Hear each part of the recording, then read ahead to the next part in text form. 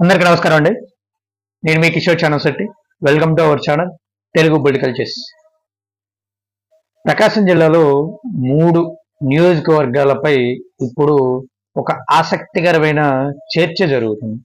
గతంలో 2019 ఎలక్షన్స్లో తెలుగుదేశం పార్టీ గెలిచిన 4 స్థానాల్లో అద్దంకి, పర్చూరు, కొండెపి, చీరాల ఈ 4 స్థానాల్లో ఉన్న ఎమ్మెల్యేలని తన వైపు లాక్కోవాలి అనే దురుద్దేశంతో జగన్మోహన్ రెడ్డి గారు చేసిన ప్రయత్నాలన్నీ విఫలమైనవి.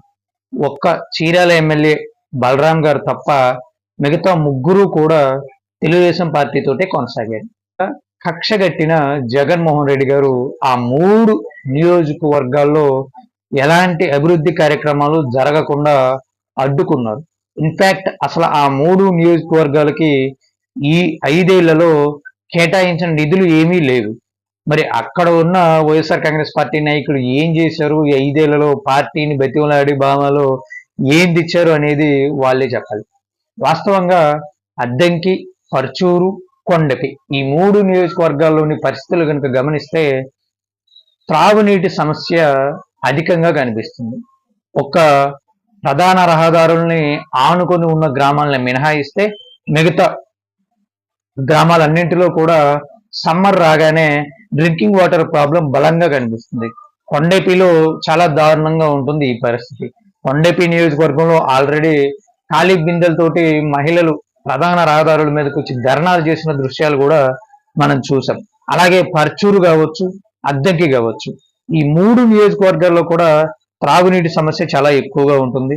అలాగే సాగునీటి సమస్య కూడా.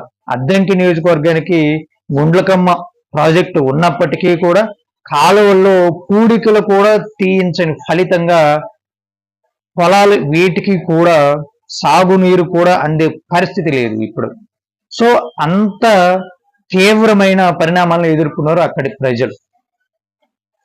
ఒక్క జగన్మోహన్ రెడ్డి కక్షగడితే ఆ ప్రాంతాల్లో ఉన్న ప్రజలు ఎన్ని ఇబ్బందులు పడాల్సి వచ్చిందో ప్రకాశం జిల్లా వ్యాప్తంగా ప్రజలందరూ కూడా చూశారు. మరి ఇప్పుడు ఆ 3 నియోజకవర్గాల్లో గెలవాలి అనుకుంటున్న వైఎస్ఆర్ కాంగ్రెస్ పార్టీ అభ్యర్థులకి అక్కడ జగన్మోహన్ రెడ్డి గారు వ్యవహరించిన వ్యవహార శైలే పెద్ద అడ్డంకిగా మారింది. సో ముఖ్యంగా కొండపి నియోజకవర్గంలో మన జిల్లా మంత్రి అయినటువంటి ఆదిమూలపు సురేష్ గారు అభ్యర్థిగా పోటీ చేస్తున్నారు అక్కడ వైఎస్ఆర్ కాంగ్రెస్ పార్టీ తరఫున. ఆయన కూడా ఈసారి చేదు అనుభవం ఎదురవబోతుంది అనేవి సర్వేలన్నీ చెప్తున్నాయి. ఖచ్చితంగా ఈసారి కూడా అక్కడ తెలుగుదేశం పార్టీ గ్రాండ్ విక్టరీ కొట్టబోతుంది అనేది సర్వేలన్నీ ముక్తకంఠంగా చెప్తున్నాయి. అలాగే అద్దంకి కావచ్చు, పర్చూరు కావచ్చు, ఈ 3 నియోజకవర్గాల్లో కూడా వైఎస్ఆర్ కాంగ్రెస్ పార్టీకి ఈసారి కూడా ఘోర పరాభవం తప్పదు అనేది సర్వేలన్నిటి యొక్క సారాంశం.